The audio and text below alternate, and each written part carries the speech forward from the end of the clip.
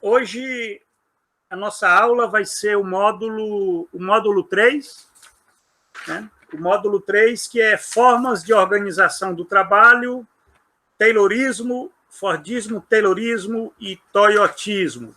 Né? Então, são esses conceitos. Né? Se vocês fazem essa disciplina, Sociologia do Trabalho, é importante que vocês entendam, por exemplo, o que é o Taylorismo, né? O que é o Fordismo, o que é o Fordismo-Taylorismo, né? Pós-Fordismo, Neofordismo, Toyotismo. Então, tem cheio dessas expressões aí que é importante que a gente entenda o significado desses conceitos. Né? Agora, inclusive, se falam aí no uberismo, né? Que aí não é... Isso é mais uma noção, porque, né, muitas vezes as pessoas vão criando conceitos, né? Mas a gente vai estar procurando esclarecer pelo menos esses conceitos que são básicos, né? Na bibliografia tem este livro aqui, Trabalho e Capital Monopolista, é um clássico da sociologia do trabalho, Harry Braverman, e A Degradação do Trabalho no Século XX. E o Harry Braverman, esse é um livro clássico, né? Se vocês puderem ler esse livro nas férias, vocês já fizeram Sociologia do Trabalho, já está. Né? Inclusive, tem aqui a primeira parte, a parte 1 do livro é Trabalho e Gerência. Né?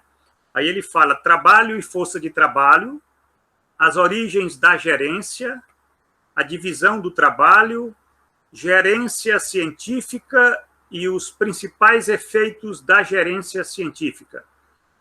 E o último capítulo dessa parte 1 é a habituação do trabalhador ao modo de produção capitalista. Então, quando ele fala em gerência científica, o Braverman está falando em Taylorismo, certo? Taylorismo. Então, vamos hoje... eu vou tentar explicar para vocês o que é o Taylorismo, né? Bom, primeiro, o Taylorismo ele é um sistema de organização do trabalho. Nós já vimos nas aulas passadas sobre o que é processo de trabalho. Né? No capitalismo, é processo de trabalho como processo de valorização. No capitalismo, todo processo de trabalho é um processo de valorização, né? No sentido mais amplo, né? Porque você pode ter... isso que eu estou fazendo com vocês aqui é parte de um processo de trabalho. Né? Eu sou um professor, vocês são os alunos, e aqui nós temos, vamos imaginar assim, a Unesp é uma fábrica, tem uma linha de produção, né? E existe um processo de trabalho. Mas como é uma organização pública, você não tem um processo de valorização. Então, é possível, sim, no capitalismo, você ter processos de trabalho que não seja processo de valorização, né? No sentido da extração de mais valor, né? Exploração da força de trabalho. Né? Isso é diferente. Por exemplo, se aqui fosse a Unimar, né, nós teríamos, sim, um processo de trabalho, que seria um processo de valorização, e você teria uma exploração da força de trabalho, você teria uma extração de mais-valia, né? Você teria lucro, né? Mas é porque lá é uma empresa, né? Uma empresa privada, uma organização privada. Né? No caso da Unesp, não. No caso da Unesp, é uma organização pública, então a lógica é outra. Mas nós vivemos numa sociedade capitalista, onde ela é organizada em torno da exploração da força de trabalho. Então, o processo de valorização ele domina a organização do trabalho. Né? E o Taylorismo ele é um sistema de organização do trabalho. É o que os autores chamam de organização científica do trabalho, certo? Então, esse é o termo, né? Organização científica do trabalho. Por que organização científica do trabalho? nós vamos entender por quê. Né? Eu diria que é o mais importante conceito da sociologia do trabalho para aqueles que estudam, né, processo de trabalho. Esse conceito de Taylorismo, ele é muito importante, certo?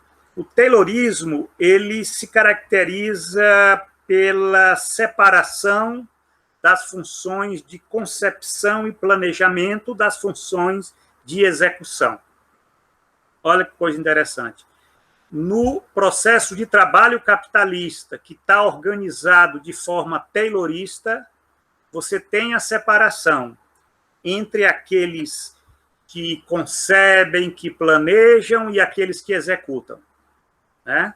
Você tem, no processo de trabalho, aquela força de trabalho que apenas executa. Né? E tem uma outra força de trabalho, que é em menor quantidade, é claro, que ela tem como função a concepção e o planejamento da produção. Então, esse é a primeira característica, né, do Taylorismo como sistema de organização do trabalho, essa separação, né, de funções entre quem concebe e quem executa, certo? Outra característica do Taylorismo é a questão da fragmentação, da especialização das tarefas. Né? Isso antes, né? Antes da organização científica do trabalho, como é que era a produção capitalista, né? Nas suas origens. Né? Você tinha uma força de trabalho que ela tinha uma capacidade, né, de artífice, né? Aquele trabalhador que fazia tudo. Ele tinha o controle das ferramentas, ele fazia todas as etapas, ele estava lá, né? Estava trabalhando, produzindo, né? Então não havia essa divisão do trabalho, essa divisão manufatureira do trabalho, nessa fragmentação do processo produtivo.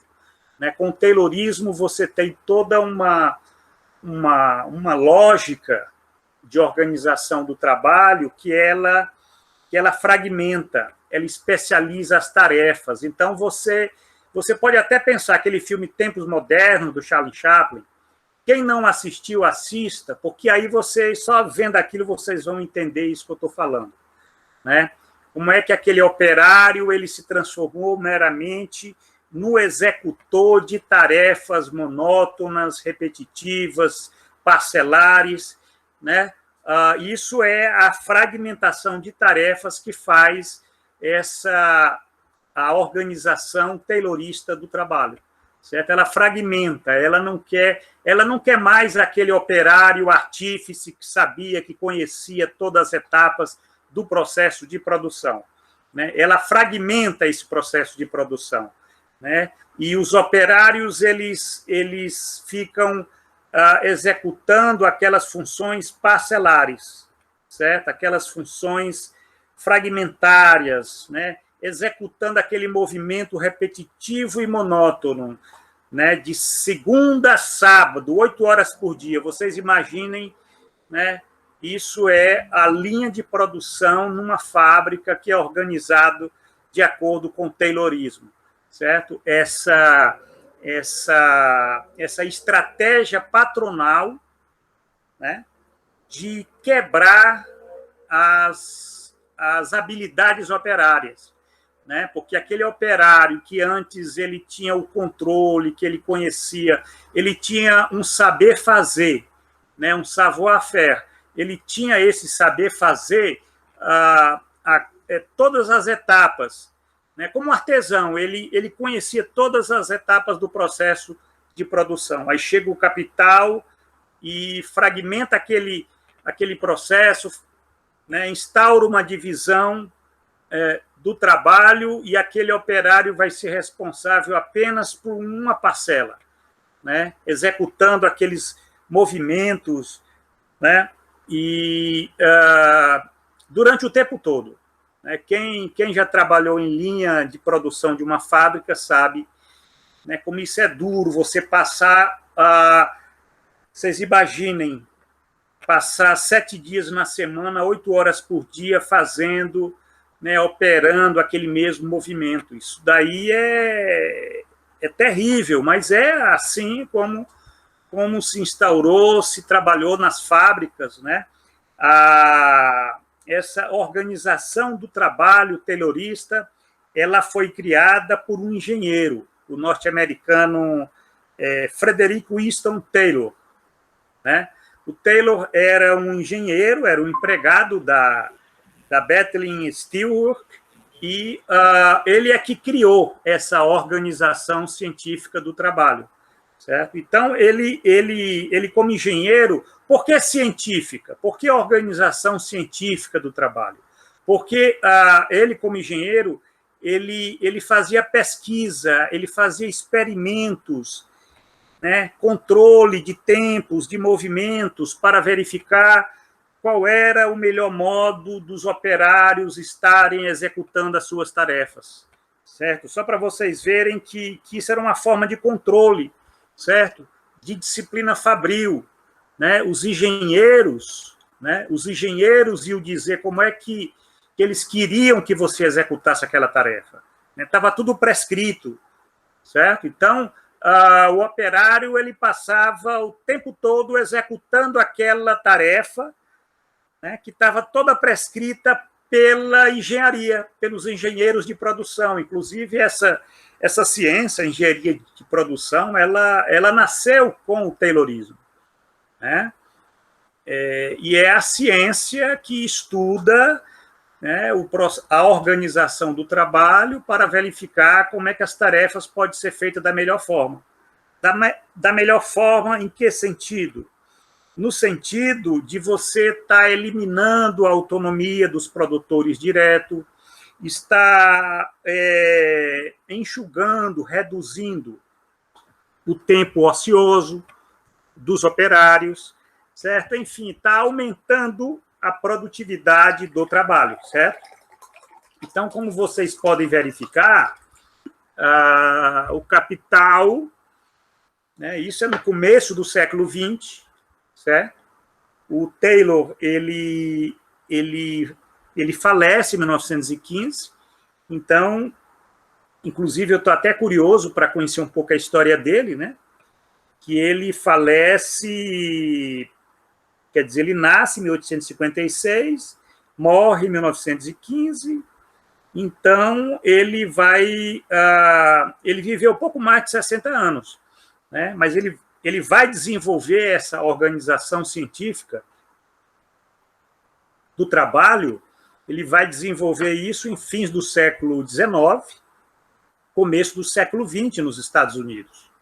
E é um período da segunda Revolução Industrial, né? Então, você tem aí um engenheiro de produção, um cientista, né, da gerência do capital, que ele vai desenvolver toda uma ciência da organização do trabalho que possa estar permitindo o quê?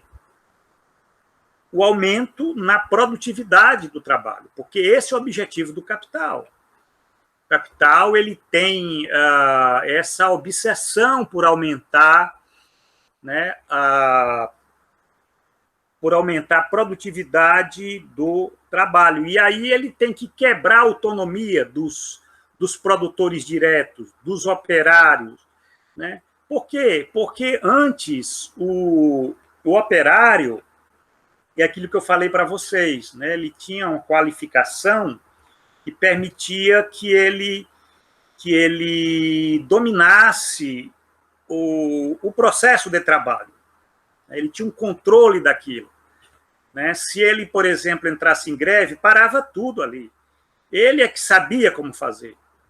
Então, ele se impunha muitas vezes ao capitalista, né? Você tinha uma organização sindical, você tinha um sindicato dos artesãos, dos operários artesãos, né, das fábricas, e tinham um poder, porque eles tinham esse saber, certo? Eles tinham essa autonomia profissional. O operário, ele era um profissional.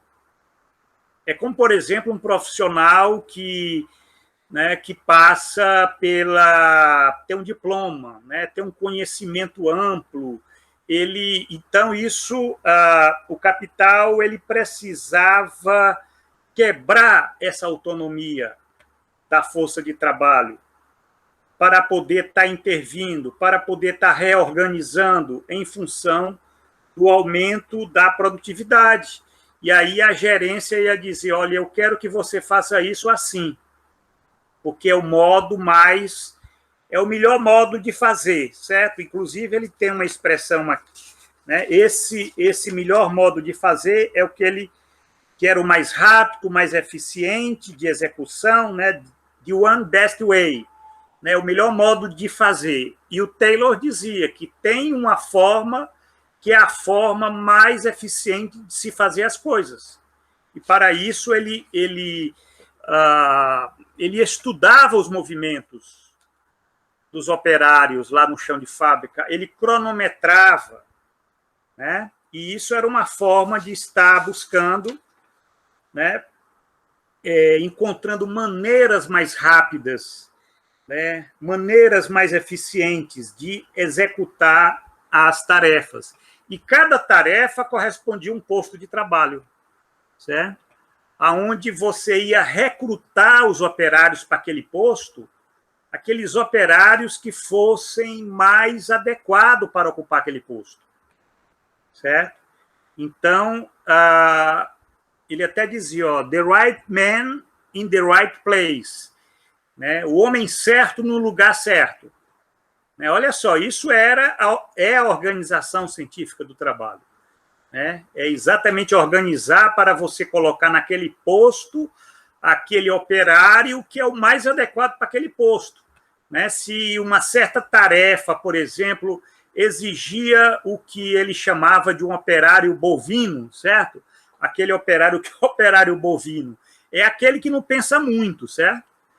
Porque algumas tarefas você tem que fazer esse movimento repetitivo, monótono, e se você colocava lá uma pessoa com certo nível de inteligência, aquilo dali ia complicar, né?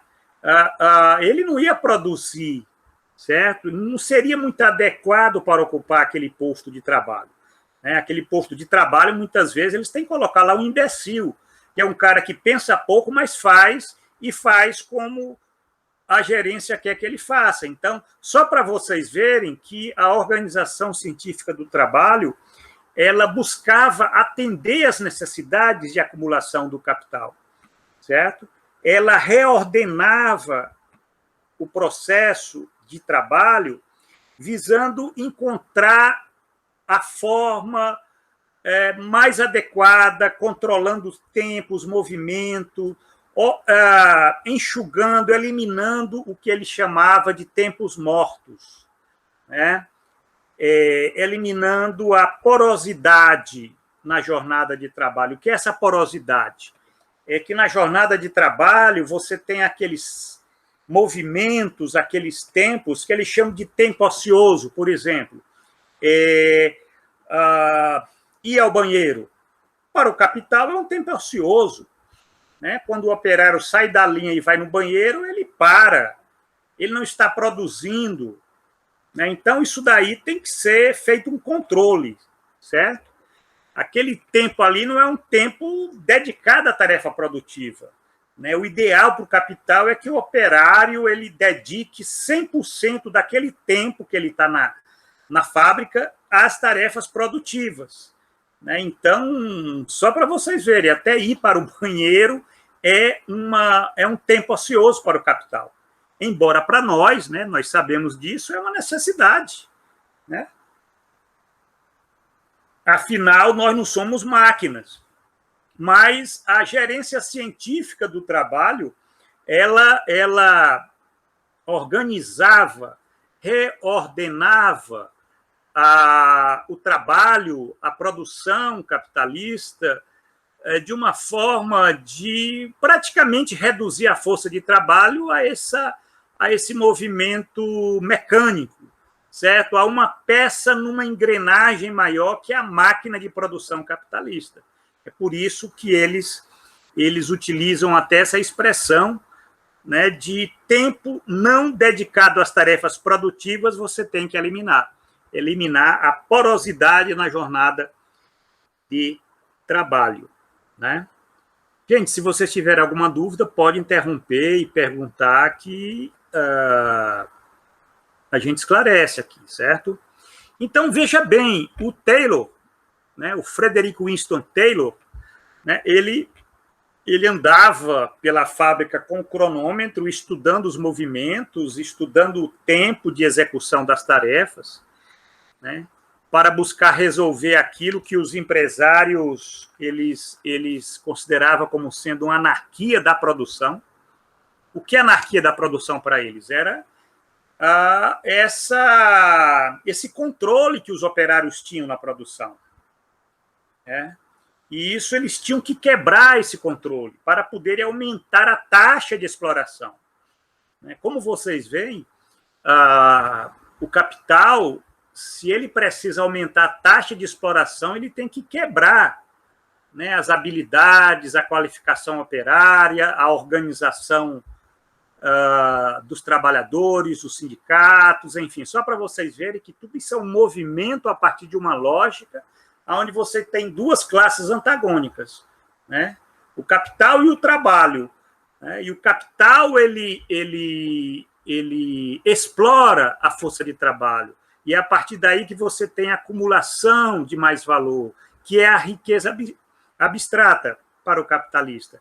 E a gerência científica do trabalho servia a esse objetivo. Tinha que quebrar a anarquia da produção, tinha que quebrar o controle dos operários no chão de fábrica, certo? Aqueles que eram os produtores diretos, que ainda tinham alguma habilidade para poder estar dizendo não, para poder estar fazendo da forma que eles queriam, né? Mas o capital não, o capital ele alienou na medida em que ele criou aquilo que depois foi denominado de operário massa, certo? O operário massa é o operariado que cresceu, se desenvolveu nas condições da produção capitalista taylorizada, certo? Aquelas fábricas que você tinha aquelas quantidades imensas, né, de força de trabalho concentrada naqueles locais. Se vocês forem assistir Tempos Modernos, logo na abertura do filme, quer dizer, qual a primeira imagem que aparece? A primeira imagem que aparece é um relógio, certo? Tempos Modernos. Aí aparece um relógio, olha só que coisa interessante. É um cronômetro, é o relógio é para controlar o tempo, né? E time is money, quer dizer, para o capital é importante controlar o tempo, certo? Controlar os movimentos, exatamente para assegurar o aumento na produtividade do trabalho.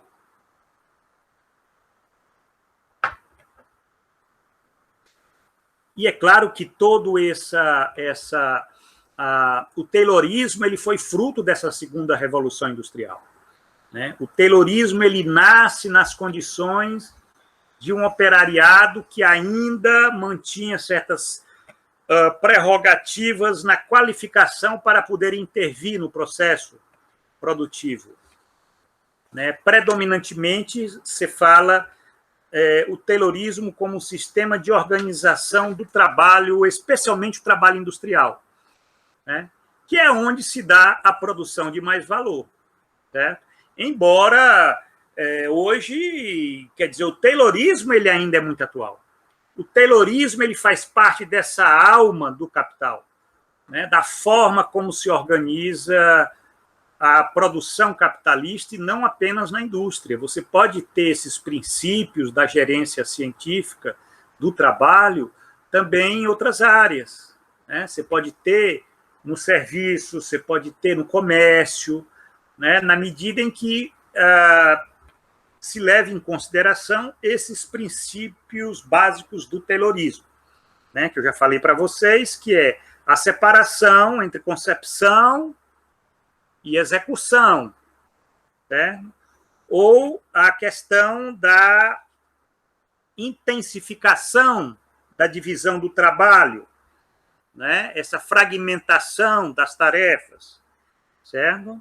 E o controle de tempos e movimentos, quer dizer, visando eliminar essas porosidades na jornada de trabalho. Se vocês forem trabalhar em empresas, né, quando às vezes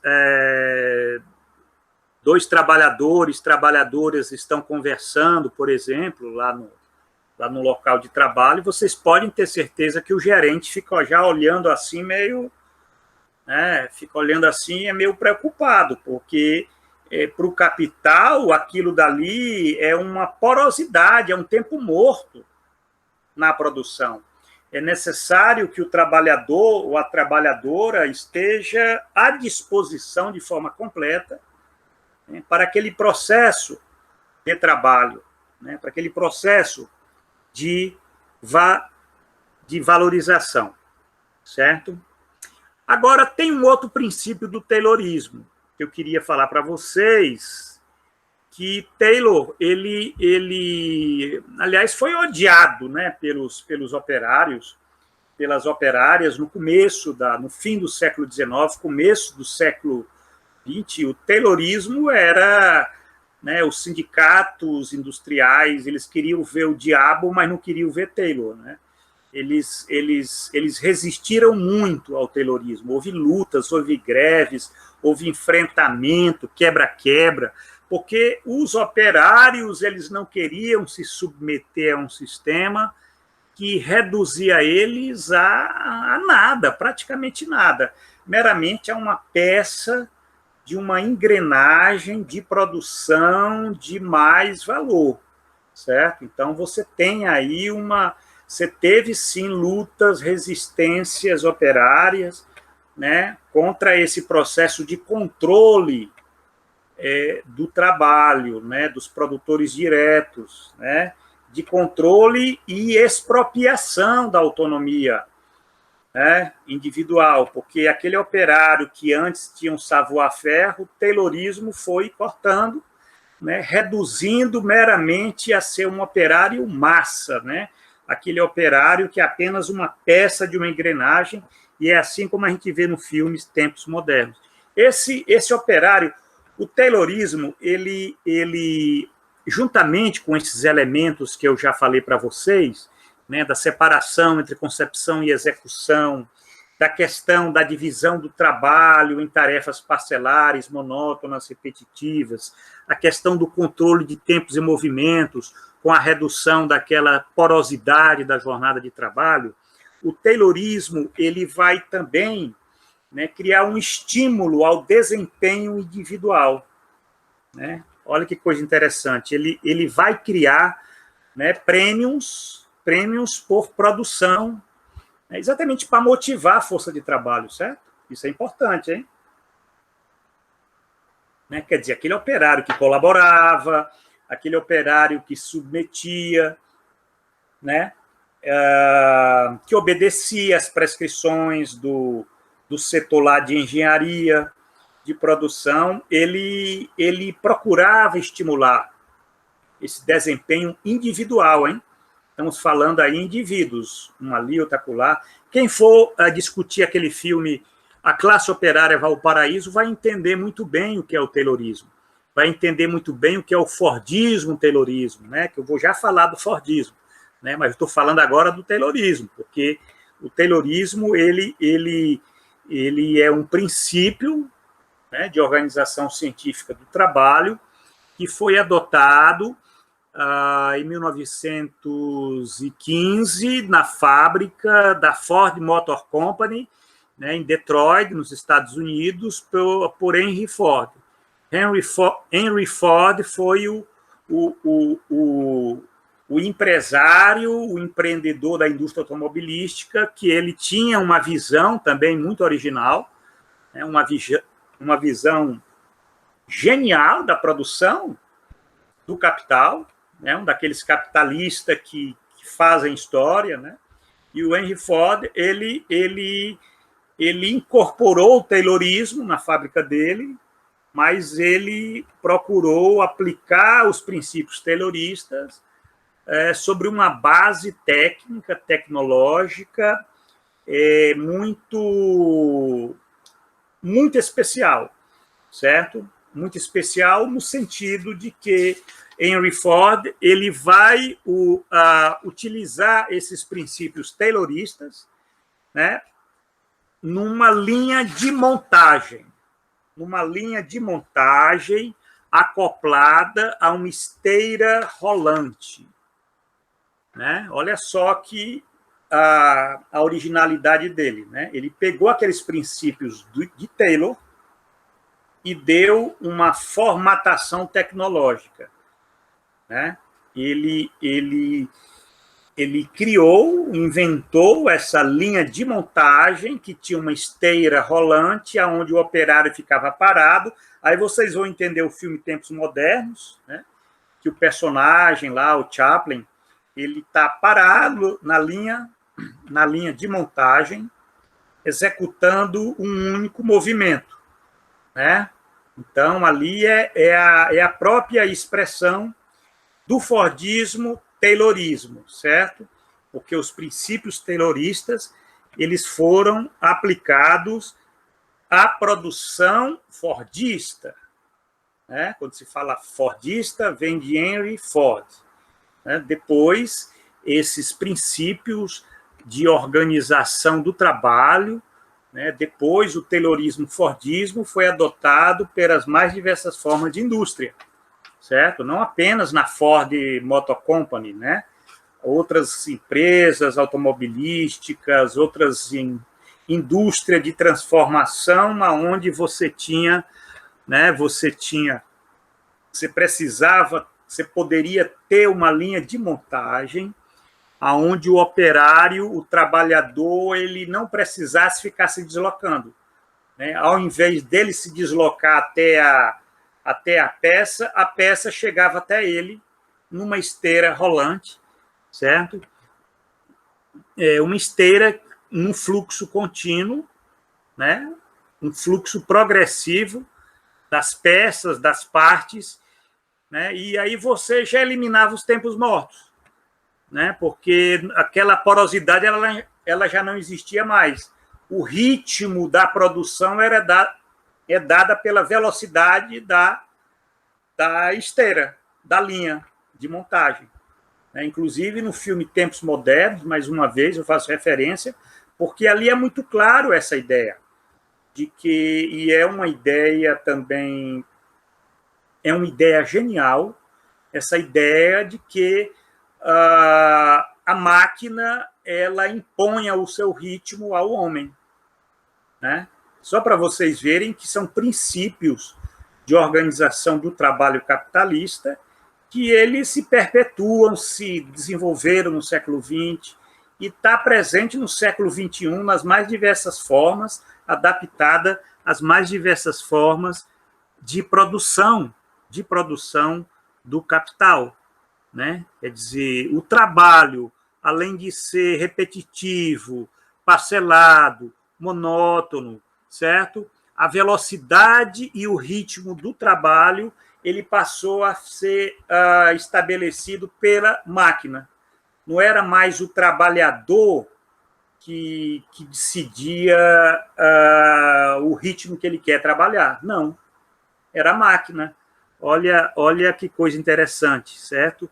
O trabalhador ele não apenas perde a sua qualificação, né, as suas qualificações profissionais, a sua autonomia profissional, mas ele é incorporado pela máquina. A máquina é que vai ditar o ritmo, a velocidade do trabalho dele, certo?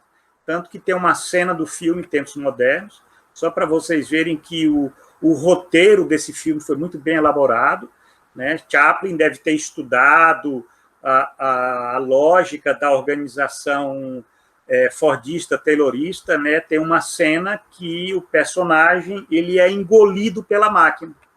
Aquela cena que ele entra, né, dentro da máquina e se torna meramente uma peça de uma engrenagem, certo? Maior, que é a imagem, né, a imagem do trabalho capitalista no século XX e no século XXI.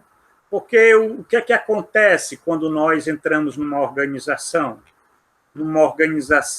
produtivista, que tem a lógica produtivista do capital? Nós somos engolidos pela máquina. Isso é interessante, que essa lógica produtivista do capital, ela permeia a sociedade. Ela não está só nas organizações privadas, só nas empresas privadas, né?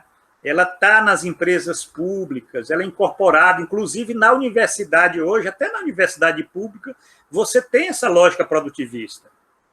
Olha que coisa interessante, isso é uma lógica do capital, né? Você tem que se adequar a essa velocidade, a esse ritmo, né? Você tem que escrever tantos artigos por ano, tem que publicar tantos livros, tem que ser avaliado no cumprimento de metas. O que é a questão das metas, senão essa forma de você estar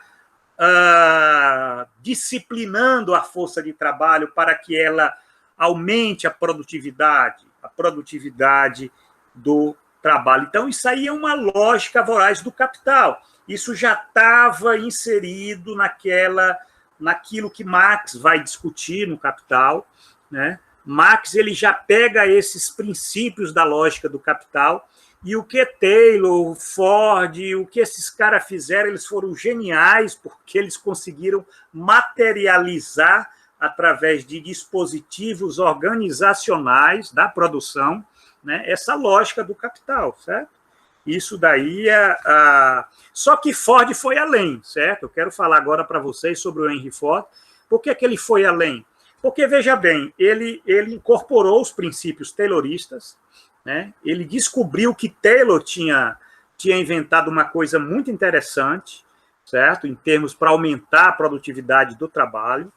Mas aí ele inventou essa linha de montagem acoplada à esteira rolante, né, onde o operário, o trabalhador fica lá no posto de trabalho fixo, ele não se desloca mais, certo? E fica vinculado àquela máquina. Então, aquela máquina vai definir a velocidade e o ritmo de produção dele, certo? E todas aquelas características do trabalho, né? Do trabalho taylorizado, você vai ter repetitivo, parcelado, monótono, né? Intensificado, no sentido da velocidade, do ritmo. Aí o Taylor também descobriu o seguinte, porque Taylor Ford, né? Taylor não. Ford descobriu que esse modo de organizar o trabalho, esse modo de organização do trabalho capitalista, ele iria aumentar a produtividade, né? Ia fazer crescer a produção anual de carros. Ele era um fabricante de veículos, né? Da Ford Motor Company, certo? Só para vocês verem como esse método fordista de produção, ele fez crescer a produtividade da fábrica, né? Em 1913, na fábrica da Ford em Detroit, se produziu 300 mil veículos, em 1913. Em 1923, olha só, 10 anos depois, estava se produzindo 2 milhões de carros. Olha que coisa impressionante, de 300 mil para 2 milhões. Isso é a produtividade do trabalho, um surpreendente crescimento da produtividade, né? E era o método fordista de produção. né? Princípio taylorista com a linha de montagem acoplada a uma esteira rolante com todas essas características, né? Agora, ele descobriu o seguinte, essa é a sacada do Ford. Ford descobriu o seguinte, olha, eu inventei a produção em massa, né? Porque você produzir 2 milhões de veículos por ano é uma produção em massa, né? E, na verdade, o método fordista de produção, ele é o método que inventou a produção em massa. Então, era necessário, para essa produção se escoar, era necessário o consumo em massa, né? Porque quem ia comprar os veículos, né, das fábricas que estavam produzindo com esse método fordista de produção, né? Quer dizer, então o Ford ele concebeu o seguinte, né? Está crescendo a produtividade do trabalho, então, por conseguinte, eu vou poder acumular mais, né? Acumular mais capital, né? Então eu vou poder eu posso aumentar o salário dos operários sem prejudicar a minha acumulação de capital. Então, ele foi aquele capitalista bom, né? Porque, olha, vamos implantar esse método de produção, o método fordista de produção, né? E, em compensação, eu vou triplicar o salário. Então, a Ford Motor Company, ela pagava melhor do que qualquer outra fábrica que existia na época, certo? Um salário mais elevado, $5 day, $5 por dia, certo? Foi proposto. Mesmo aumentando o salário, e ele fazia questão de dizer que cada operário da Ford teria que ter condições de comprar um carro produzido pela Ford, né? Então, é aquela visão de que se você tem produção em massa, você tem que ter consumo em massa. Você tem que estar aumentando, na medida em que você aumenta a produtividade, você pode aumentar o salário sem prejudicar a acumulação do capital, certo? Então, olha que mágica do capital interessante, foi isso que caracterizou esse período, né, que nós podemos dizer que é o período do Fordismo-Taylorismo, né? Taylor, ele descobriu princípios fundamentais que Ford incorporou, só que Ford passou a incorporar numa visão mais ampla, porque ele descobriu, se você aumenta a produtividade, você pode reduzir os preços das mercadorias e você pode elevar o consumo e, a partir daí, você aumenta a taxa de lucro. Eu não sei se vocês entenderam a lógica disso. Veja bem, se você produz em massa, você reduz o custo unitário de cada produto, de cada mercadoria. Então, o preço que vai chegar vai ser menor. Então, você pode ter preços reduzidos, né? E se você paga mais aos operários, os operários vão ter, sim, condições de estar consumindo, sem prejudicar a taxa de lucro, porque a produtividade aumentou. Então, essa foi a lógica do Fordismo, certo? O Fordismo que, como o Taylorismo, né, o Fordismo teve muita dificuldade de difundir-se nos Estados Unidos, né, na Europa, devido à resistência dos trabalhadores, certo? Você teve lutas no começo do século XX, né? Depois da Primeira Guerra Mundial, anos 20, anos 30, eram épocas de luta tremenda, porque apesar de toda essa, né, Taylor, Ford, apesar de Ford estar falando que você vai ter um salário mais elevado, né, mas eu não sei se algum de vocês já experimentou, eu acho que não, né? Mas vocês talvez nem imaginem o que é trabalhar numa linha de produção, numa linha de montagem, certo? É uma coisa terrível, gente, né? Tanto que tem aquela expressão, né, de que né, os operários eles ganhavam a vida perdendo-a, porque, na verdade, não era só a questão da monotonia, a questão de ser repetitivo, de ser parcelar, é que era intenso. Né? A intensificação do trabalho era muito elevada para exatamente para fazer crescer a produtividade do trabalho. Você ganhava bem, mas te tirava a pele, o couro, certo? Isso daí era, vamos dizer, os sindicatos operários, eles resistiram muito a esse sistema de produção baseado no trabalho rotinizado e fragmentado, certo? Porque era um trabalho fragmentado, aquilo que eu falei para vocês, né? Fordismo, Taylorismo, né? Ford incorporou os princípios de Taylor, né, para poder desenvolver, e aí ele colocou uma base tecnológica, que é a máquina, né, uma máquina-ferramenta, né, a qual estava acoplada uma linha de montagem que ela impunha o ritmo, né, então era um trabalho que tinha essa característica, era um trabalho muito intensificado. No filme Tempos Modernos, tem a cena lá que aparece um capataz aumentando a velocidade da máquina, né? E aumentando a velocidade da esteira, né? Da esteira rolante, e aí os operários tinham que aumentar a velocidade daquela tarefa. Né? Isso é terrível, né? Para quem vive aquela situação, de segunda a sábado, 8 horas por dia, vocês imaginem como era o inferno.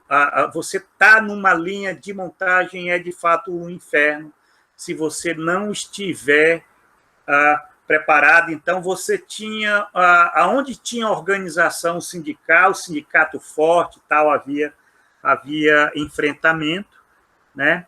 Embora você, a partir de um certo momento, né, depois da Segunda Guerra Mundial, esse método fordista de produção ele se dissemina com mais facilidade, porque ele tinha esse elemento que eu falei para vocês, né? O método fordista de produção ele implicava uma negociação fordista, no sentido de que você teve a seguinte operação, né?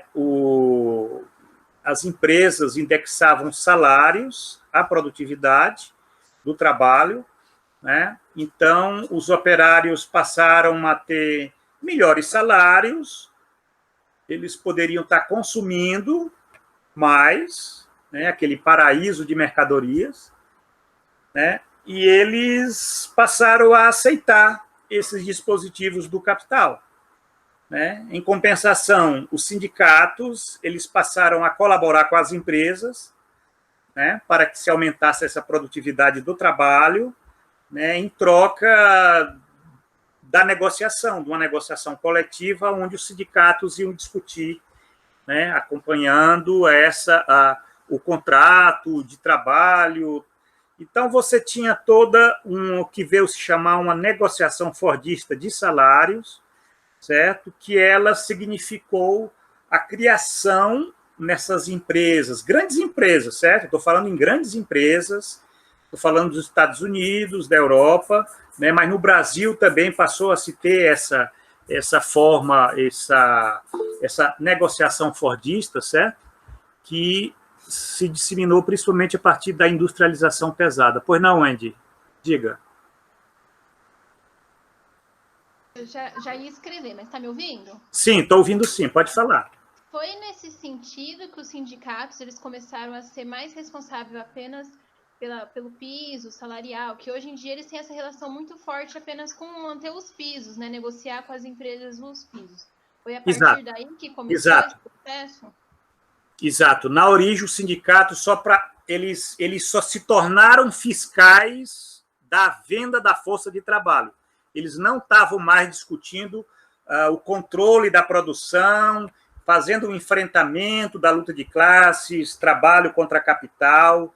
Você teve, depois da Segunda Guerra Mundial, você teve a quebra daqueles sindicatos industriais que faziam a luta de classes e passou a surgir um tipo de sindicalismo que é o chamado sindicalismo de negócio, certo? É aquele sindicalismo que ele é um sindicalismo corporativo, ele está preocupado com a base que ele representa, aonde ele vai tentar negociar com a empresa a venda da força de trabalho. Então, ele cria pisos, ele cria benefícios, ele vai, vamos dizer assim, né, fiscalizando os direitos trabalhistas, que aí você tem já o Estado. O Estado ele é parte daquilo que o David Harvey vai chamar de compromisso fordista. O que é o compromisso fordista? É uma articulação entre os grandes sindicatos, estou falando de grandes sindicatos, né, grandes empresas, corporações, né, e o Estado, né, o Estado capitalista. O Estado capitalista garante a negociação coletiva, né, todo esse arcabouço da justiça do trabalho. Os grandes sindicatos eles fiscalizam as empresas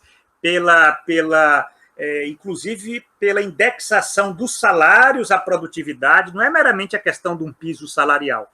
Você tem um piso salarial, mas o que acontece é que nessa negociação fordista, né, os salários eles passaram a ser indexados à produtividade do trabalho. Então, se aumentava a produtividade, os trabalhadores tinham aumento real de salário, certo? Passavam a ganhar mais, né? E os sindicatos colaboravam com a empresa para poder ter essa produtividade do trabalho. E os sindicatos, isso após a Segunda Guerra Mundial, você tem uma grande parcela dos sindicatos que passaram a ser o sindicalismo de negócio. Eles estavam só preocupados em resultados, nesse negócio de luta de classe, de luta pelo socialismo, de forma nenhuma, né? Nos Estados Unidos surgiu uma central sindical, que é uma central sindical que passou a representar dos trabalhadores industriais, né? Inclusive os outros trabalhadores, os trabalhadores artesanais, que já tinham sido quebrados pelo Taylorismo, né? E os sindicatos industriais, que também passaram a se desenvolver com o Fordismo, né? Mas você vai ter, após a Segunda Guerra Mundial, uma central sindical, a AFL-CIO, né? É a fusão dessas duas grandes centrais sindicais que vai ter todo um perfil corporativista. O que é um perfil corporativista? É nada de luta de classe, vamos procurar melhorar as condições de trabalho, os salários da nossa base, e aí a classe operária vai ao paraíso, porque ela troca os interesses dela, né, de classe, isso aí é da época, pelo consumo, né? Se eu passo a receber um salário melhor, eu me dedico mais, eu colaboro, enfim. Então, você tem, nesse período, né, que alguns autores chamam, né, que é a partir de Gramsci, né? Gramsci é que criou essa expressão Fordismo, né? Antônio Gramsci, porque o Antônio Gramsci, ele naquela época, ele já passou a verificar que esse sistema de produção, de gestão, que foi criado por Henry Ford, ele marcaria uma nova época do desenvolvimento capitalista. E foi o que aconteceu, né? Gramsci ele falece, mas ele já está identificando, né, que estava surgindo naquela época uma nova civilização capitalista caracterizada pelo Fordismo e pelo americanismo, né? E isso se verificou depois da Segunda Guerra Mundial. Depois da Segunda Guerra Mundial, você tem a disseminação, né, do Fordismo, né, esse capitalismo fordista, né, fordista keynesiano, né, que é uma expressão também utilizada por alguns autores. Por que keynesiano? Porque você tem um Estado nesse compromisso. Você não tem só a grande empresa e os grandes sindicatos, mas você tem um Estado capitalista que ele tem funções importantes, né, na construção de um estado de bem-estar social, né, de direitos, né, direitos trabalhistas, direitos previdenciários, né, salário indireto, né, isso é importante, né, porque isso contribui para a acumulação do capital, né, na medida em que você tem salários indiretos, que é dados por quem? Pelo Estado, né, porque quando o Estado, por exemplo, ele cria saúde, né, saúde pública, educação pública, transporte público, né, você tem, na verdade, o trabalhador ele não precisa gastar o salário dele com isso. Então, ele pode até receber um salário menor, porque ele vai ter um bem-estar, porque decorre desses benefícios, desses direitos, né, que são salários indiretos. Né? Então, olha só como o capital ele se beneficia. Se torna um trabalhador mais colaborador, né, com a produção capitalista, né, inclusive colaborando para se aumentar a produtividade do trabalho. Por quê? Porque ele sabe que o salário dele está indexado àquela produção, então, se a produtividade crescer, ele vai aumentar o salário real, né, o poder de consumo, né, e um Estado administrando, através das políticas macroeconômicas, o ciclo capitalista, e um Estado que garante direitos, que garante esses salários indiretos. Né, isso aí, é claro que depois desaba tudo. Né, na década de 1970, a gente depois vai até discutir isso, né, na década de 1970 você tem uma grande crise, e aí desmonta tudo esse sistema, esse capitalismo fordista, keynesiano, né, como David Harvey fala no livro Condição Pós-Moderna, que é um livro que eu indico para vocês, é um belo livro, né, tem na biblioteca, mais de um exemplar, e é um livro que, na parte lá onde ele discute as transformações econômico-sociais, né, do capitalismo contemporâneo, é um livro de 1993, mas é muito interessante, porque ele fala exatamente disso, dessa transição do fordismo, né, para a acumulação flexível, certo? Essa é a expressão que ele utiliza, né, do fordismo para a acumulação flexível. É como se o fordismo fosse uma acumulação rígida, certo?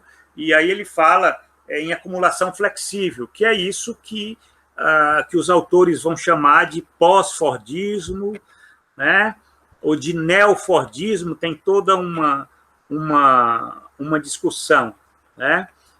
Mas é devido à crise, né? A crise capitalista ela provoca uma implosão desse modelo, né? Por quê? Porque é um modelo que estava assentado na medida em que as empresas, as corporações, elas que têm como objetivo o lucro, né?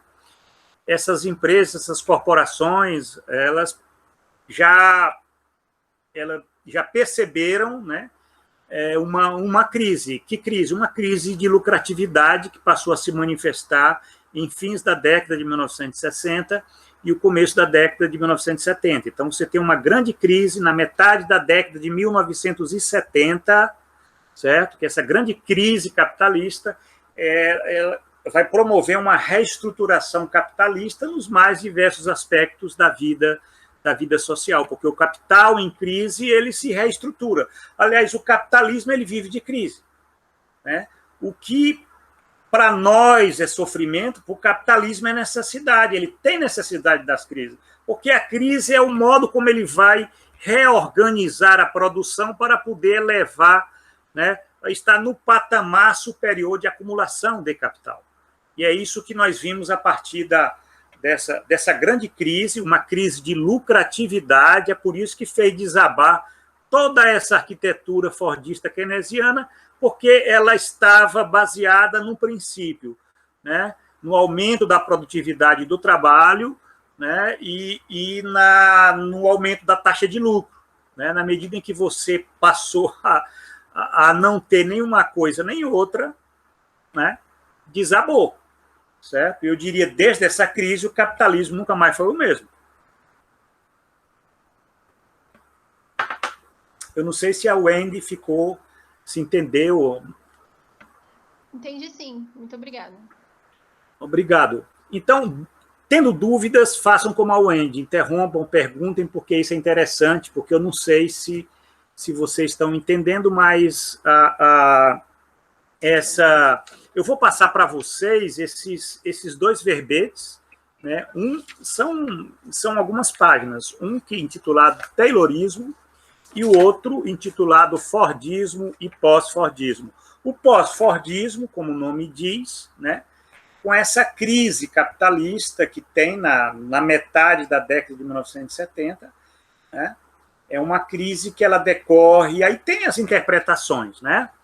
Tem as interpretações que eles falam em crise do Fordismo, né? Mas, na verdade, não era uma crise do Fordismo, mas, na verdade, era uma crise do capitalismo, né? Porque você tem uma crise de lucratividade, certo? E essa crise de lucratividade é que passou a derrubar os ganhos de produtividade do trabalho. Sim, pois não. Não, eu só queria uma elucidação, na verdade, que eu fico muito pensando sobre todos esses processos de produtividade, né? Ótimo. Como eles acabaram se transformando, e uma coisa que me chama muito a atenção é a relação do trabalhador com a matéria que ele está produzindo, né? Com o material que ele está produzindo, que muitas vezes acabou se desenvolvendo todos esses processos, mas, ao mesmo tempo, eu acho que quanto mais desenvolveu, mais o trabalhador não soube qual que era a matéria, o produto final, assim. Aí eu fico muito pensando sobre essas divisões de seções, né?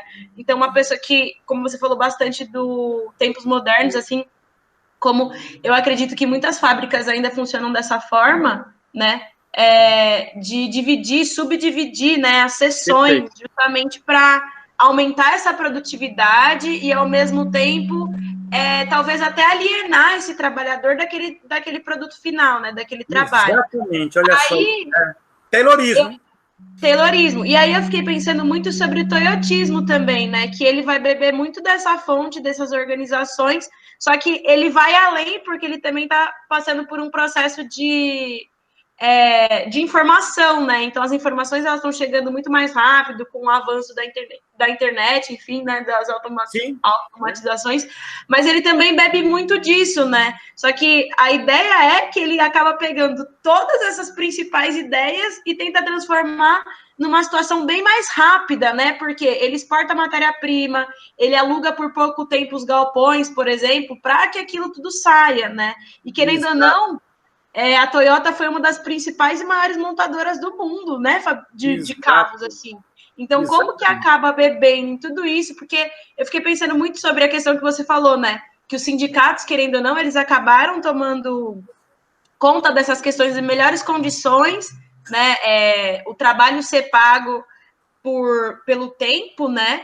Só que, por exemplo, no Taylorismo, uma das principais queixas, né, que nem eu estava falando para vocês sobre a uberização, querendo, né, a gente foi beber nessas fontes porque a gente precisava entender melhor, e são temas que a gente vê na escola e que muitas vezes em história, assim, passa batida, porque eu não estava imaginando eu não tinha pensado, na verdade, na sociologia do trabalho como tudo isso, né, como esse todo, e que bom que deu essa volta, porque muitas vezes a gente vê tudo isso e acaba esquecendo. Mas o que eu ia dizer é que uma das principais críticas aí do Taylorismo era a questão da hora extra, né? Que, na verdade, elas não eram pagas e elas não eram superfaturadas, porque as pessoas elas não tinham controle do tempo, né? Então, o tempo, acho que ele é importante na nossa produtividade, né? Infelizmente, ele é tudo e várias pessoas não tinham acesso a ele, né? Como você falou ali no começo. Eu não sei se a gente trabalhava, né, em fábrica ou não, mas essa relação do gerente, do chefe, né, tá ali percebendo que você tá com tempo ocioso, que você não tá onde você deveria estar trabalhando, né? Exatamente. E eu tava vendo os relatos de alguns trabalhadores dessa época, assim, que falavam que, tipo, eles não poderiam nem ter o controle do próprio tempo, né? Então, eles chegavam a um certo horário e saíam dali depois de 16 horas, depois de não sei quantas horas. E o quanto isso acaba, mesmo as condições elas melhorando, né?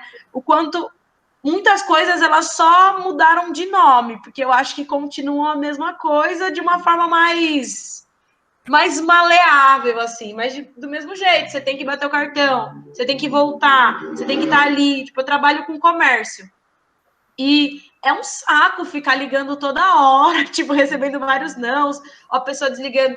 Mas assim, eu fico numa cadeira sentada, eu trabalho 10 horas, né? Sim. Aí eu fico numa cadeira, só eu tenho 1 hora de almoço. Aí eu fico na cadeira esse tempo todo. Ainda tem esse tempo que é maleável, como você falou, é biológico, a gente precisa beber água, a gente precisa ir no banheiro. Ainda na empresa tem isso que é mais de boa, assim. Mas eu fico imaginando que, não sei, principalmente, eu sei, pelo menos, poucos processos, mas ainda sei qual que é o resultado final, né, daquela oficina que eu trabalho. Só que fico pensando muito sobre isso, né, que isso ainda não mudou. Isso é muito interessante, esse teu depoimento, Tainá, porque não foi apenas um comentário. Você é um sujeito, uma pessoa, uma mulher que trabalha. Então, você percebe que você tem uma lógica, a lógica do capital. É por isso que você diz que, olha, as coisas não mudaram, só mudaram o nome e tal. Mas é isso, Taylorismo, Fordismo, pós-Fordismo, Toyotismo, eles são parte da mesma lógica produtivista do capital, que é muito simples as coisas. É por isso que, quando Marx escreve o Capital, o Marx ele vai logo no fundamento do sistema, certo? Marx não vai estar discutindo lá Taylorismo, é óbvio, né?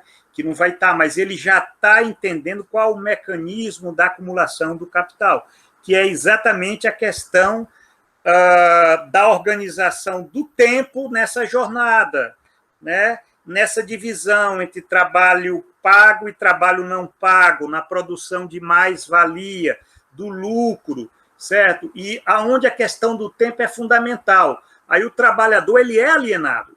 Ele é alienado. Agora, a alienação ela é um complexo de questões, né? Ele é alienado do quê?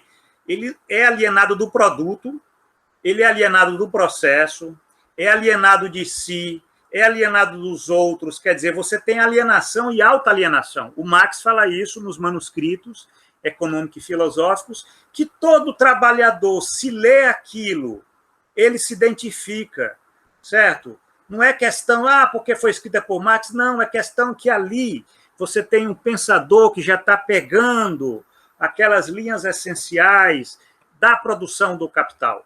No século XX, você tem um desenvolvimento dessa lógica, que assumiu essas formas, como o Taylorismo, porque Frederick Taylor foi, nesse ponto, um gênio do capital, porque ele traduziu aquela lógica numa organização científica do trabalho que passou a ser adotada pelas empresas, né? E aquilo se tornou um dogma. Ford ele só incorporou aquilo. E o Taiichi Ohno, que é o pai do toyotismo, um japonês, ele visitou muitas empresas nos Estados Unidos, copiou muita coisa dali, levou para o Japão e criou um outro método de produção mais adequado às condições dessa nova época capitalista. Que condições? Uma época de crise, certo?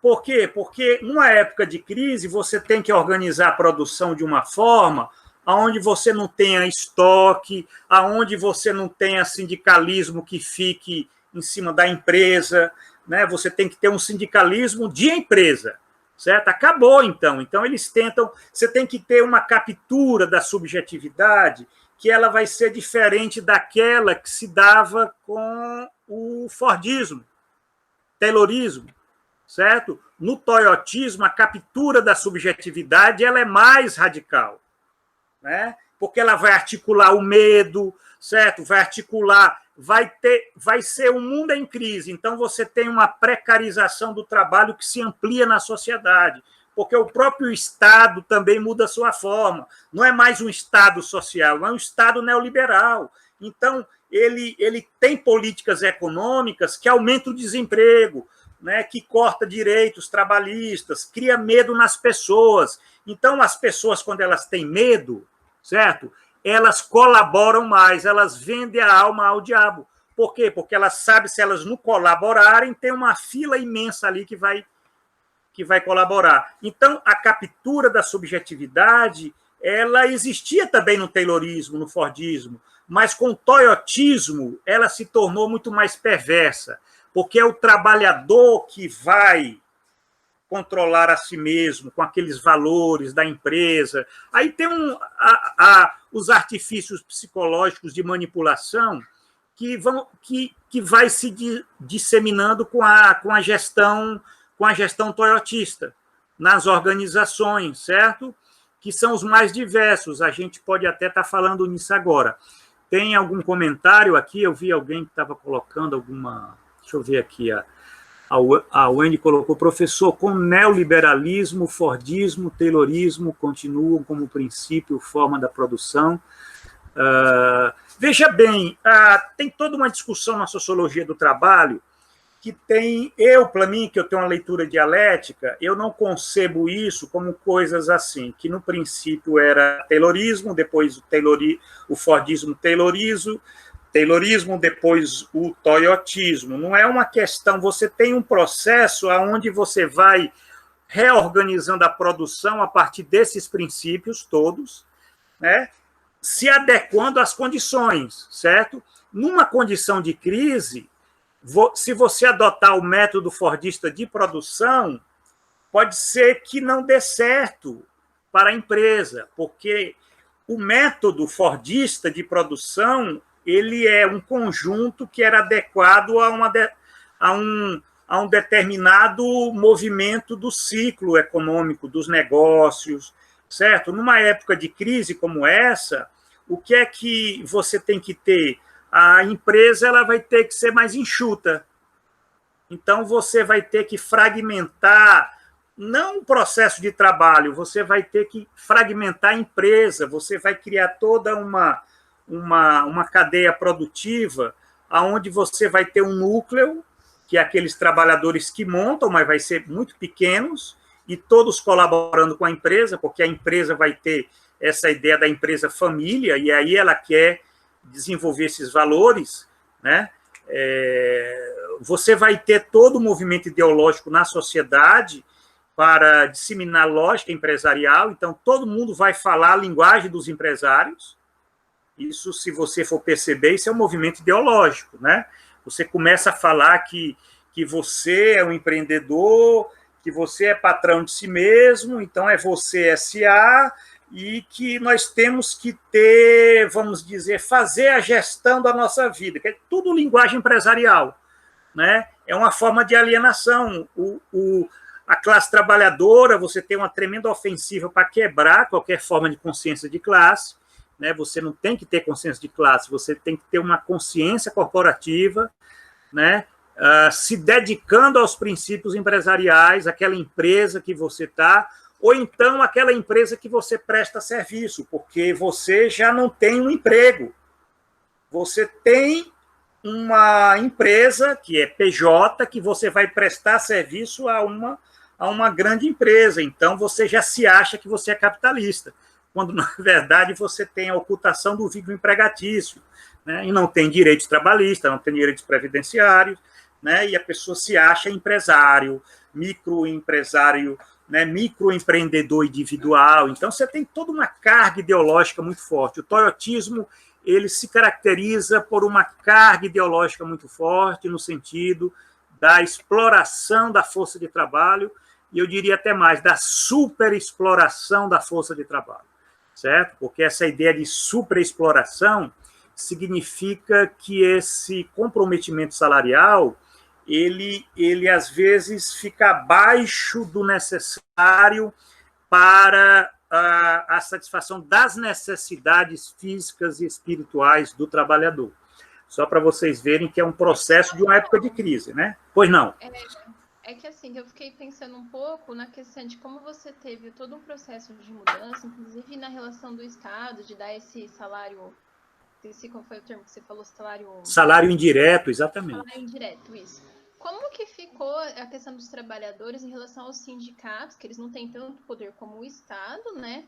Mas nesse enfraquecimento todo, como o sindicato se posicionou no período de transição? O neoliberalismo, aí, olha só, com a crise dos 70, é por isso que eu quero que vocês pensem assim, né? Você tem uma grande crise nos 70, e a partir daí o capitalismo começa a mudar a sua pele, certo? Então não é mais um Estado social, é um Estado neoliberal, né? Não é mais um sindicalismo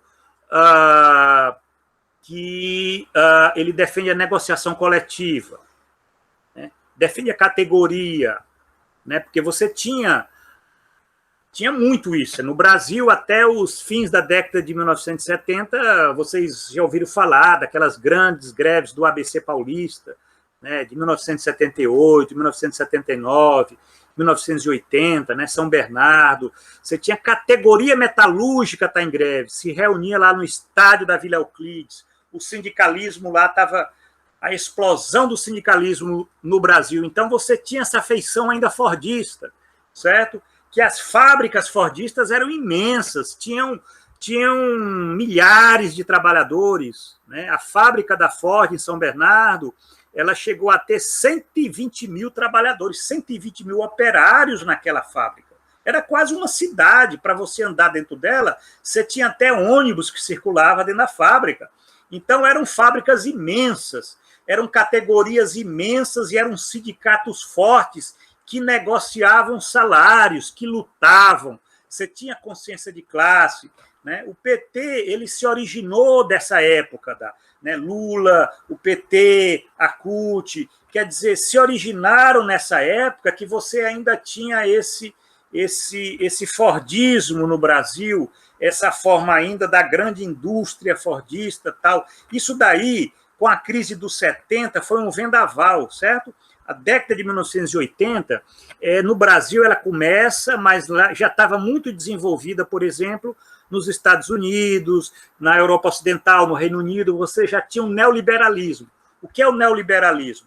O neoliberalismo é uma forma política adequada a esse capitalismo global, esse capitalismo da crise, esse capitalismo que não está mais comprometido com direitos trabalhistas, né? É um capitalismo que quer explorar, porque a crise, qual a natureza da crise dos 70? É uma crise de lucratividade, né? Se a gente for entender aquele processo ali, você tem uma crise de lucratividade, as empresas estão tendo muita dificuldade de retomarem a taxa de lucro que havia antes ou na época lá no pós-guerra, até 1973. Quer dizer, você tem todo um processo de desenvolvimento de contradições na base do sistema, que a gente vai discutir isso em outra oportunidade, mas é que vocês têm que entender essas mudanças como sendo resposta à crise do capital. O capital, quando ele entra numa crise, e essa crise é nos fundamentos no sistema, que é a taxa de lucro, certo? Porque se você tem uma queda da taxa de lucro, o que é que você tem? Você não vai investir. Se você não investir, você não vai produzir, você não vai ter emprego, você não vai ter renda, você não vai ter arrecadação fiscal, o Estado não vai ter recursos. Então, se vocês forem verificar, isso é muita realidade do mundo, pelo menos de meados da década de 1970 para cá. É todo um período de pelo menos aí uns 50 anos de capitalismo, de um capitalismo global que se desenvolveu, que ele tem essa caracterização, né? É um capitalismo neoliberal, é um capitalismo toyotista no aspecto de que o método de produção que vai ser utilizado para organizar a produção não é mais aquele método fordista de produção. Agora, embora o toyotismo ele incorpore muitos elementos que vêm do fordismo, taylorismo, para não dizer para vocês que é uma coisa que é uma ruptura. Não é uma ruptura. Você tem uma continuidade, mas você tem uma descontinuidade, porque você vai mudar as condições de organização das empresas. Não vai ser mais uma empresa, essa empresa gigante de 120 mil operários para produzir automóveis lá em São Bernardo, certo? Você vai ter um enxugamento, as empresas vão se enxugar, né? Vai ser uma empresa mais flexível, ela vai criar uma série de outras pequenas empresas que vão fornecer para ela, né? Então, vai se mudar a forma da produção do capital. vai ser um capital mais adequado a essa época de instabilidade econômica, certo?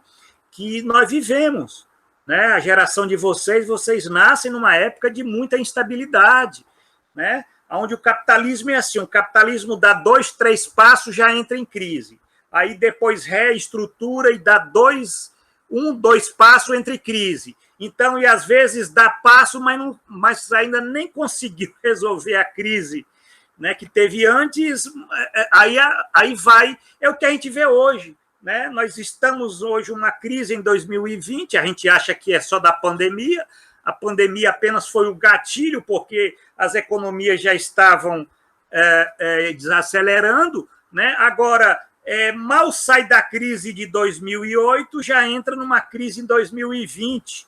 Então, quer dizer, por que esse sistema é tão instável? Porque na medida que a economia ela tem essa estabilidade, ela vai reestruturando a sociedade de uma forma, eu diria, aquela coisa da acumulação flexível, né? E agora, com essas redes informacionais, a coisa ficou mais louca ainda, porque as empresas estão criando modos de organizar o trabalho através das plataformas, né, das tecnologias informacionais, das redes, organizar o trabalho. Agora, que trabalho? Um trabalho precário. É um trabalho onde você vai queimando a tua vida nele, recebe um mínimo ali para poder pagar as contas, certo? E a tua vida fica uma vida louca. Por quê? Porque nós sabemos o que é que são essas plataformas, certo? E ainda te vende a história que você não tem patrão, você tem um próprio negócio, você é empresário de si mesmo, certo? Quando, na verdade, ali são trabalhadores por aplicativos mais diferentes formas, tudo é plataforma, né? Inclusive, essa aula que eu estou dando aqui, eu estou utilizando uma plataforma. Então, só para vocês verem que o trabalho vai se precarizando na medida em que o sistema ele não consegue, de um certo modo, recuperar aquela capacidade que ele tinha de expansão, de acumulação de capital, de produtividade e de lucratividade, porque isso é a alma do capitalismo. A alma do capitalismo é a taxa de lucro. Se a taxa de lucro tem dificuldade de crescer, as empresas elas não conseguem realizar aquilo que a gente imagina que elas existem, certo? Aí elas vão pegar o dinheiro que elas têm, grande parte dos investimentos, da massa de dinheiro, na especulação, nas finanças, né? Não tem compromisso, por exemplo, em produzir, né? Em consumo, certo? Se você tem hoje, não, mas como é que pode um país todo de miseráveis, como é que eles vão produzir se não vai ter quem consuma? Quem foi que disse que o capitalista, nessas condições, ele quer produzir? Você tem uma outra operação que é uma valorização fictícia, certo? Que é o lucro fictício, que é a especulação parasitária, né? Vocês acham, por exemplo, que o velho da Havan ele tem lucro de onde? Da venda só das lojas da Havan? Não, ele é um rentista, é um especulador. As relações dele com o Estado para apoiar Bolsonaro foi uma questão exatamente de predar o fundo público, de comprar papéis, de especular com moedas, com papéis, com ações, a dívida pública. O Estado foi colonizado por esses empresários que não têm nem mais nenhum compromisso, é o nosso caso, né, com a produção, certo? Aquele capitalista tipo Henry Ford era de uma outra época. Frederick Taylor era a fábrica, era numa época de ascensão histórica do capital. Hoje o capital ele está numa decadência histórica. É um período longo, porque o capitalismo não vai acabar assim num toque de mágica. O capitalismo ele só acaba quando você encontrar, você tiver luta de classe, você tiver um enfrentamento, você tiver organização dos trabalhadores, né? E nós estamos vivendo um período de transição, sim. Aí entra numa questão que eu não vou aprofundar aqui, que é uma questão histórico-política, tal, que o capitalismo ele não tem futuro. E nós já estamos numa época de transição para um outro modo de produção. Só que é uma coisa muito lenta. Vocês sabem quanto tempo o modo de produção feudal ele ficou em crise para depois surgir um outro modo de produção, que foi o modo de produção capitalista, isso aí levou, gente, 3 a 4 séculos. O capitalismo industrial, ele não tem 3 séculos. Né? E já está numa situação de crise civilizatória.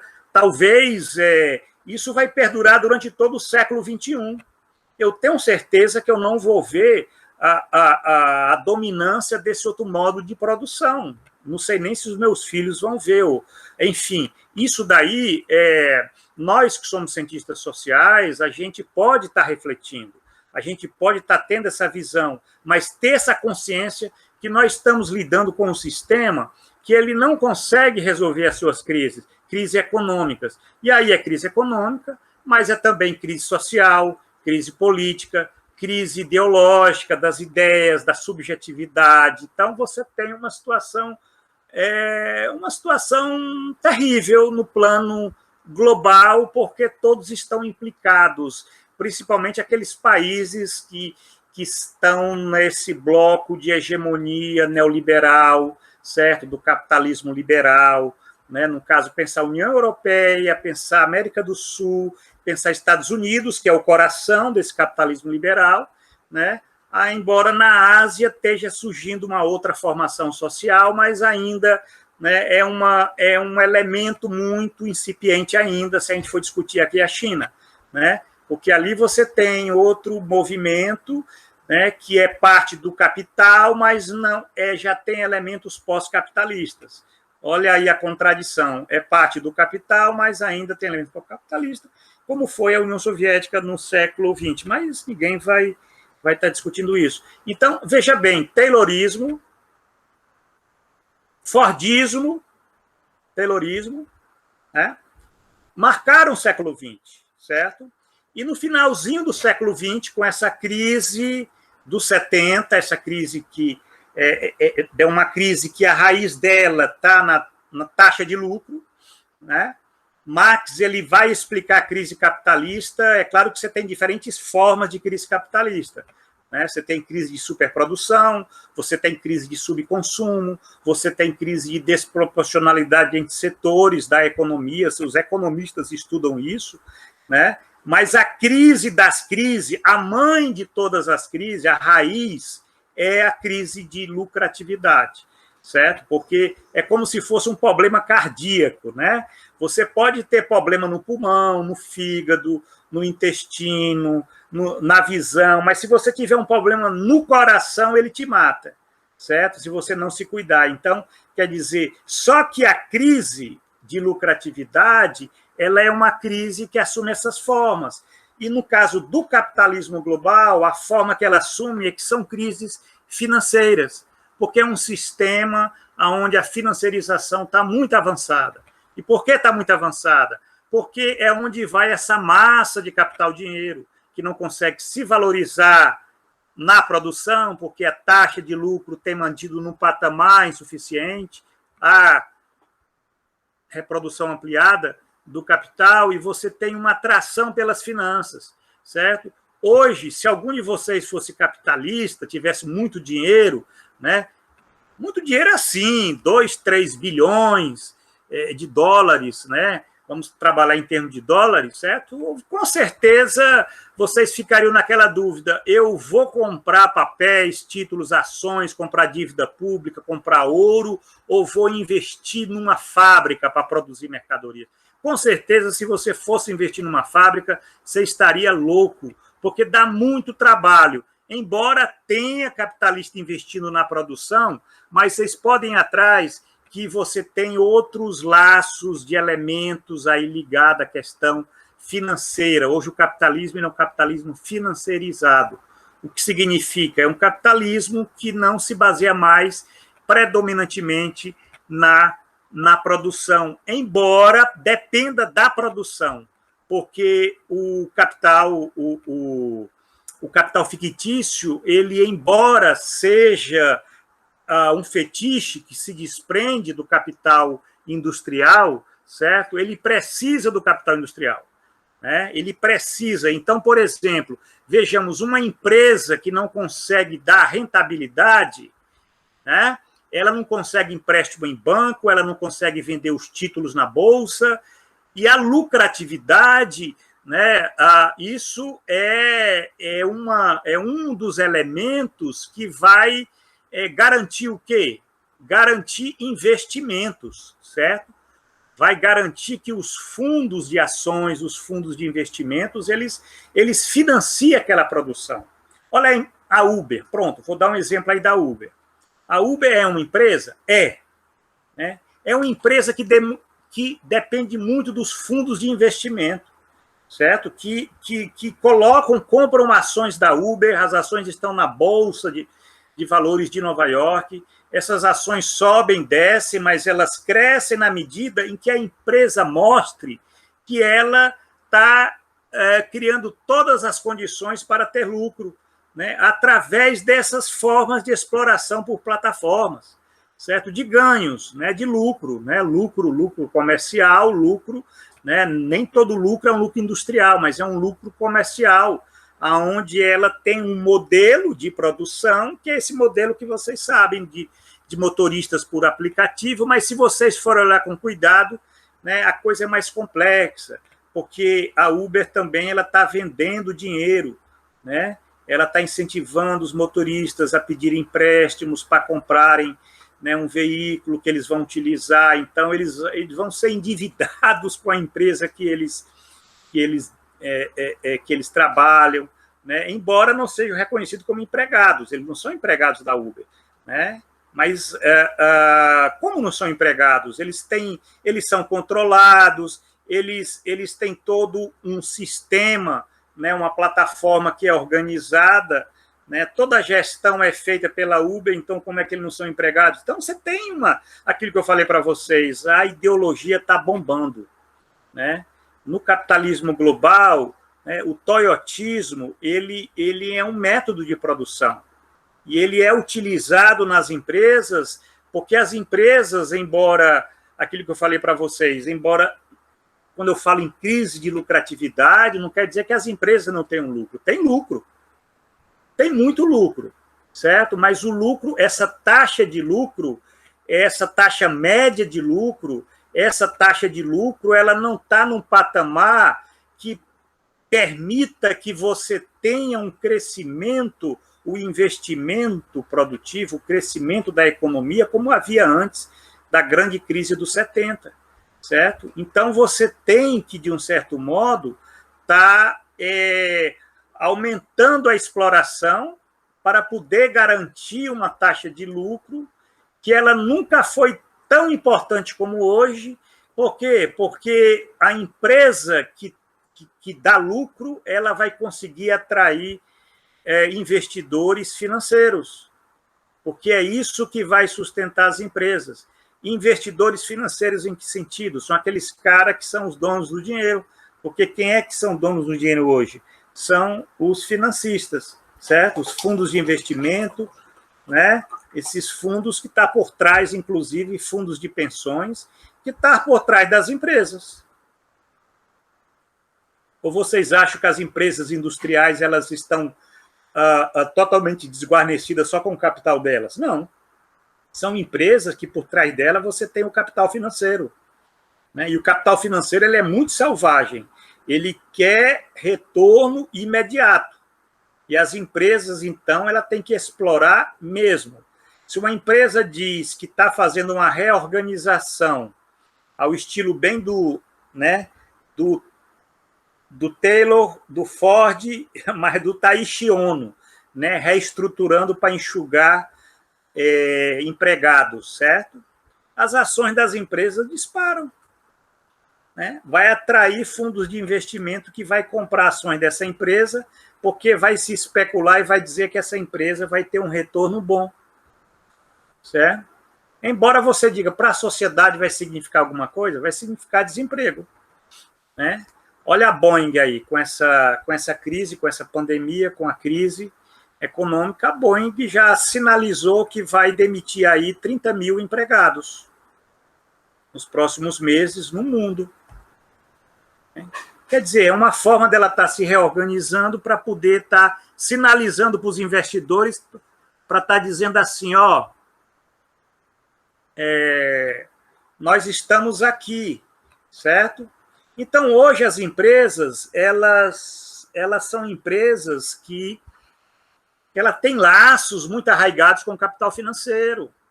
É o capital financeiro que dá as cartas para o capitalismo liberal hoje, né? O Estado ele tá colonizado pelo capital financeiro. Então, é isso que eu estou tentando fazer vocês entenderem. Pois não? Eu tenho uma dúvida. É lógico que, assim, dá para se pensar minimamente que há uma estratégia de poder explorar mais, né, os trabalhadores, mas mesmo antes da pandemia, a gente está passando por um processo de reformas, principalmente na educação, de tirar o ensino científico para introduzir o ensino já mais profissionalizante, ou o aluno que trabalha, ele poderia contar como tempo de trabalho dele, como já horas, né, para a escola, né? E como que você explica qual que é o projeto de inserção de trabalho no sentido de desenvolvimento do Brasil mesmo? Onde que valoriza para o país você começar a tirar o nível de escolaridade das pessoas, ainda num país que nem tanta gente faz ensino superior, né? Mas você já tirar, já no ensino médio, assim, o impacto disso, sabe, no modelo de trabalho? Olha, é uma ótima pergunta. Nós temos aqui uns 10 a 15 minutos. Esse é um tema que a gente vai discutir durante todo o nosso curso, e eu vou te adiantar essas questões, essas reflexões, porque eu acho isso fundamental. Se a minha disciplina ela estiver instigando a reflexão em vocês sobre esse tema do trabalho, eu, para mim, já estou satisfeito, porque, na verdade, é esse tema que organiza a nossa vida, né? Você tem sempre que pensar assim, o que é que nós somos? Nós, assim, inclusive o professor, todos nós, força de trabalho. O que é que essa força de trabalho é nesse modo de produção? Uma mercadoria, certo? Então, a gente tem um valor, tem um preço. Só que o capital, nessas últimas décadas, qual é a lógica do sistema a partir da crise? É desvalorizar a força de trabalho. Isso aumenta a taxa de exploração. Isso é um elemento para se contrarrestar a queda da taxa de lucro. Se você tem, em termos de economia, eu estou tentando mostrar para vocês que não dá para entender a sociologia do trabalho sem entender a economia política. Vocês já tiveram algumas aulas aí com o professor Costa, o professor Aguinaldo. Alguém falou para vocês sobre esses conceitos de economia política. Eu, como sou marxista, eu tenho como base, é um fundamento materialista, para mim é a economia política que explica a sociedade, certo? Agora, eu dou aula de sociologia do trabalho, então eu penso assim, por exemplo, esse conceito de desenvolvimento, no caso do desenvolvimento, é um conceito em extinção no capitalismo liberal. Isso já faz um tempo aí, pelo menos quando você nasceu já estava em extinção. Embora tenha tido algum crescimento nos governos Lula, Dilma, certo? Mas ali foi meramente uma miragem, porque se nós formos observar com muito cuidado, né, o Brasil estava se desindustrializando nesse período. É por isso que, se você assistir a conferência muito interessante, na segunda-feira da semana passada, no Seminário do Trabalho, você procura lá a conferência dada pelo Márcio Postman.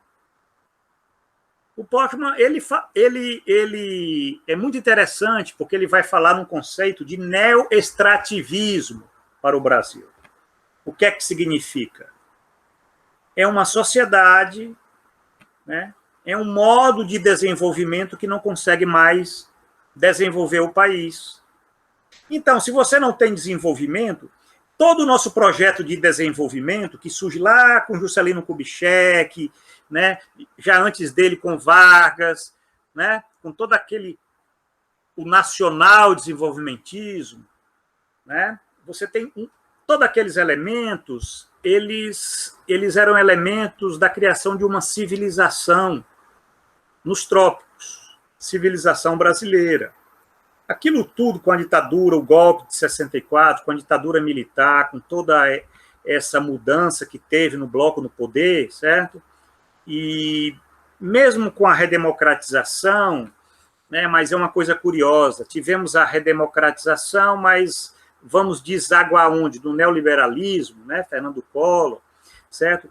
De Fernando Collor para cá, passando por Fernando Henrique Cardoso, né, e mesmo com Lula e Dilma, que não conseguiram mudar a direção, o rumo da coisa, certo? O que é que nós vemos?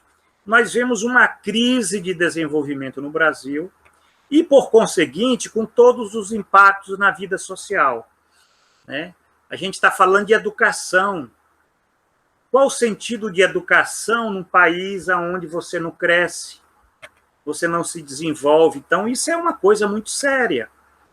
Eu diria que é por isso que o projeto deles é desmontar a escola pública. Por que o Estado vai gastar com escola pública? Se não tem mais sentido você produzir pessoas, né, que são força de trabalho desvalorizada, que não tem valor, né? Então, isso daí, eu sei que é muito duro, mas a gente tem que entender que é a lógica de um sistema. Agora, você tem a disputa política. É por isso que as coisas nem sempre são o que eles querem, né? Você tem a luta de classe, você tem a luta política, você tem a crise social, você tem todo um processo que o capital não tem o controle. Não está tudo dominado. Não, está não. Então, essas contradições é que, de um certo modo, a gente tem que entender pela raiz. Você tem uma crise de desenvolvimento porque é uma crise capitalista do modo de produção, da forma como está organizado o sistema mundial. E não adianta querer entender o Brasil apenas do nosso umbigo. Nós temos que entender o sistema mundial do capital. É por isso que o aluno de ciências sociais, eu sempre digo para vocês o seguinte: vocês podem não ficar ricos fazendo ciências sociais, mas, com certeza, se você se aplicar, estudar, refletir, você vai fazer a diferença sendo uma pessoa diferente, para ver o mundo de uma forma diferente. Porque grande parte das pessoas aí estão vendo bruxas, Papai Noel, terra plana. Está uma coisa, um delírio social. Porque você tem a ideologia bombando de um lado e a realidade do outro, certo? Que eu fico pensando até que ponto o sistema ele vai conseguir reproduzir a barbárie social. Porque a barbárie social ela já não tem capacidade de reprodução, de autorreprodução. A gente acha que a barbárie social é o inferno, não é. O inferno é uma coisa dominada e ali pronto, não tem saída, mas a barbárie social ela é um processo que não se sustenta por si. Então, é um grande desafio para as classes sociais, para as frações de classe, o poder, a disputa que se faz. É por isso que cada eleição é uma coisa, é uma disputa, porque, de repente, sobe um governo que quer realizar reformas, né, quer fazer o enfrentamento, e a gente tem que estar apoiando essas plataformas políticas, certo? A gente tem que fazer com que nós façamos a diferença, temos consciência política, temos consciência de classe. Agora, não a partir meramente de uma vontade, de um afeto, mas que as pessoas tenham consciência crítica, elas entendam que mundo elas estão vivendo, até para entender os limites de um governo, né? E isso aí é que eu sempre falo para os meus alunos, e quando a gente começa falando do Taylorismo, do Fordismo, né, e de repente cai na discussão da crise e pega esses 50 anos, isso significa que é esse o nosso tempo histórico, certo? Aonde, olha, dá saudades do Taylorismo, saudades do Fordismo, e se a gente for pensar, sim, porque naquela época você tinha essa exploração, você tinha essas condições que os trabalhadores lutavam, enfrentavam, mas você tinha partidos, você tinha sindicatos, Partido Comunista, Partido Socialista, tinham sindicatos, você tinha uma consciência de classe. E hoje? Nós temos consciência de classe? Ou será que a sociedade está assim? De um lado, o identitarismo negro, de outro, o identitarismo feminino, de outro, o LGBTS, A, B, C, D, I, F, G, H, certo? de outro os que lutam pela juventude, aí de outro os que lutam com os velhos, a questão do envelhecimento. Isso é uma fragmentação da classe. Isso é ódio para o capital. O capital adora a fragmentação. É por isso que a fragmentação do proletariado, é por isso que está bombando essas ideologias pós-modernas, identitaristas. A mídia reforça, a academia também, porque a academia é um grande celeiro de ideologia dominante. Não vão pensar que a academia é superior, porque aqui é o conhecimento. De forma nenhuma. Tem um professor da Unesp, nossa Unesp aqui de Marília, está no governo Bolsonaro, aí a fundação. Um negro. Como a gente explica? As coisas são muito complexas, para vocês entenderem que é fundamental a gente ter noção que não é só a luta política, a luta social, é a luta ideológica. A ideologia está bombando hoje. Está bombando, gente. Então, muito cuidado. É por isso que a consciência crítica ela é uma defesa. É quase que uma vacina, certo? Contra esse negacionismo, essas coisas, né, que as pessoas estão muito confusas, mas não é culpa das pessoas. É porque é o poder da ideologia. E o toyotismo é uma ideologia orgânica da produção capitalista, certo? A nasce na empresa e se espraia na sociedade. É por isso que hoje se fala tanto na linguagem empresarial. E eu vejo gente fodida falando como empresário, com o discurso de empresário. Então, isso por quê? Como é que se explica isso? Como é que a gente vai explicar isso, gente? Pela ideologia. E o capital, ele precisa de ideologia para viver. Já falava Cazuza. Mas a lógica do capital é essa. A lógica do capital é exploração, economia, é política, mas é ideologia. É por isso que esses aplicativos, capitalismo de plataforma, ele vai dar um salto, certo? Vai dar um salto no trabalho precário. E, quem sabe, não surja elementos para uma luta política que consiga resgatar a consciência do trabalho, porque só existe uma categoria para enfrentar o capital, chama-se trabalho. Não tem outra categoria. Não adianta imaginar que nas lutas identitárias você vai enfrentar o capital, que não vai. Pelo contrário, o capital vai a se reproduzir com as lutas identitárias, certo?